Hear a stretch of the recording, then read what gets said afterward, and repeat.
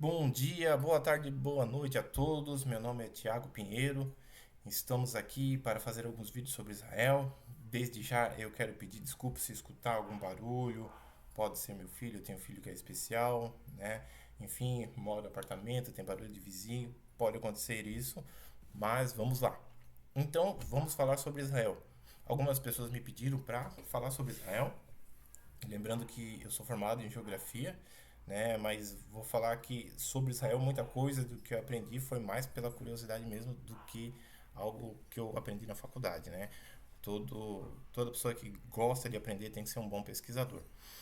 Então, falando sobre Israel, eu até quero direcionar aqui que parte de Israel a gente vai falar. A gente vai falar sobre, nesse momento, sobre Israel moderno. Tem o Israel antigo, enfim, mas vamos abordar mais sobre Israel moderno. Eu quero começar falando da diáspora dos judeus até a formação do novo Estado de Israel. O que seria a diáspora dos judeus? Os judeus, eles habitavam na Terra Prometida, né? Eles habitavam ali na região de Israel. Até nós temos aqui um mapa, e esse mapa vai traçar aqui onde está Israel. Nós podemos ver o Brasil, né? América do Sul, né? E de uma forma agora mais distante aqui temos Israel, próximo aqui da região da Europa, né? Próximo da África, né? Aqui se localiza o Estado de Israel. E se a gente for olhar por esse tipo de concepção do mapa, Israel fica mais ou menos no centro, né? No centro do mapa. É claro que a gente entende que a Terra é um globo, né? A Terra não é plana, a Terra é um globo e qualquer ponto que você vê, ele pode ser o centro, né? Mas dentro da história a gente vê que Israel durante muito tempo e muitas vezes na história foi o centro da Terra, o centro das atenções, certo? Então, o povo de Deus habitava na terra de Israel, né? O Israel antigo, e ali por volta da época de Cristo até 132 depois de Cristo, digamos antes de Cristo mesmo, mas enfim, durante essa época eles eram governados por um império, o Império Romano. O Império Romano tinha várias províncias e vários povos de diferentes etnias dentro do Império Romano, assim como os judeus também. E Israel tinha uma certa liberdade, eles podiam até essa época praticar a sua religião. Havia uma pressão para que eles cultuassem César, para que eles adorassem o imperador romano, mas eles tinham uma certa liberdade. Só que os romanos foram, vamos dizer assim, pressionando os judeus contra essa liberdade religiosa, né, trazendo o culto ao imperador, e os judeus eles faziam muitas revoltas contra o Império Romano. E isso acabou deixando o imperador romano doido da vida, e o imperador romano intentou acabar com os judeus, né? Ou fazer com que os judeus se tornassem submissos àquilo que o imperador romano queria. E dentro dessas várias revoltas, teve a revolta de Bar Coquebas em 132 depois de Cristo, onde o imperador Adriano envia uma leva grande de, de guerreiros, né, de soldados romanos, as legiões romanas, contra o povo de Israel, e da onde surge a diáspora. O povo de Israel, depois de toda essa perseguição, de toda essa guerra, esse conflito, eles são dispersos pelo mundo. Então, devido a essa revolta ou esse combate do Império Romano, a gente vai ter aí a diáspora, que é a dispersão do povo judeu ao longo da terra, ao redor da terra. Então, temos judeus na Europa, passamos a ter judeus na Europa, judeus no Oriente Médio, judeus em lugares tão distantes como a Índia, como a China, como a Etiópia. Na verdade, já existia uma população judaica na Etiópia. Isso é um assunto longo para outra discussão, né? E judeus no norte da África, e judeus em várias partes do mundo. Então, aí de 132 depois de Cristo até 1948, né, o povo judeu fica sem ter uma pátria para chamar de sua, ou para dizer que tinha um lar oficial dos judeus. Então, durante todo esse tempo, os judeus sofreram muita perseguição, perseguições da Inquisição, perseguição aí durante a Segunda Guerra Mundial. Existiam os pogrões. Os pogrom, eram massacres mesmo que tiveram no leste europeu, em várias regiões ali, né, contra os judeus, infelizmente. Mas, ali por volta de 1800, começou a surgir um movimento que é chamado o movimento sionista.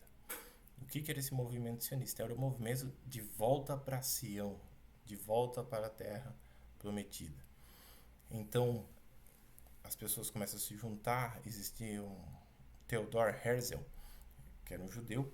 Ele foi um dos grandes fomentadores desse movimento. E alguns judeus começaram a voltar por conta própria para a terra prometida, lembrando que em nenhum momento teve zero ocupação judaica na terra prometida. Sempre houveram judeus na terra prometida.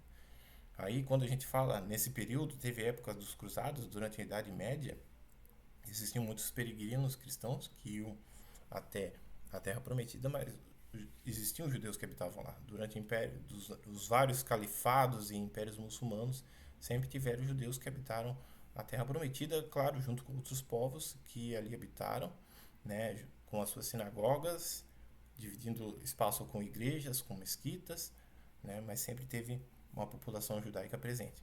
É claro que daí, com o movimento sionista, essa população judaica começa a aumentar. Eles começam a comprar terras de habitantes árabes, habitantes gregos que moravam na região, né, compravam suas terras, pagavam o devido valor e eles tinham essas terras.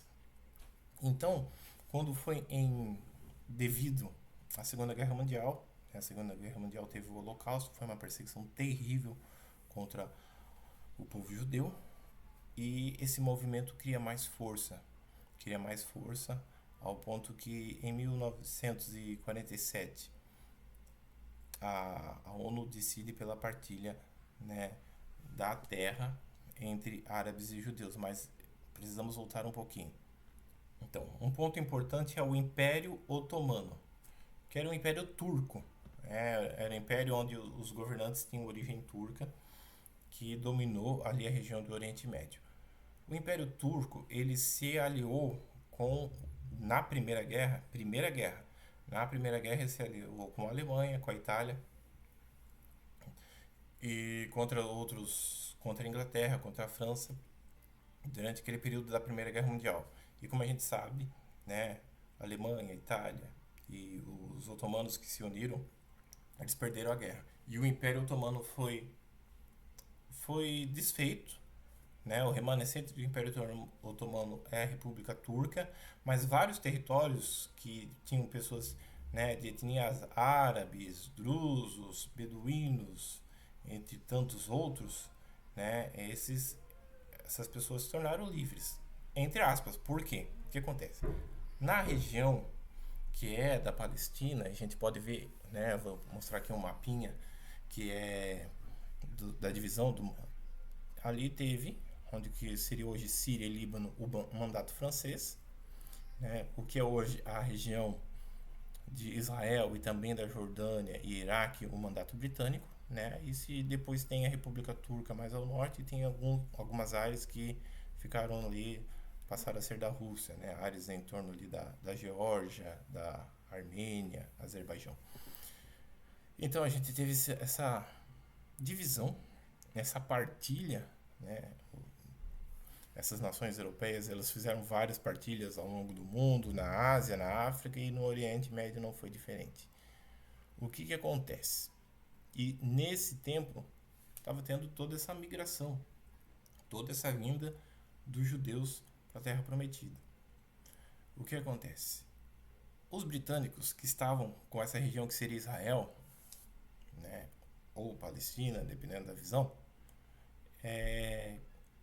eles favoreceram a vinda de judeus, né, até existiram tratados, foi prometido, né, a Chaim Halzamon, que era um judeu que lutou muito pela criação do Estado de Israel, os britânicos fizeram essa promessa de que haveria um lar nacional para os judeus na região da Terra Prometida, no que seria a região da Palestina.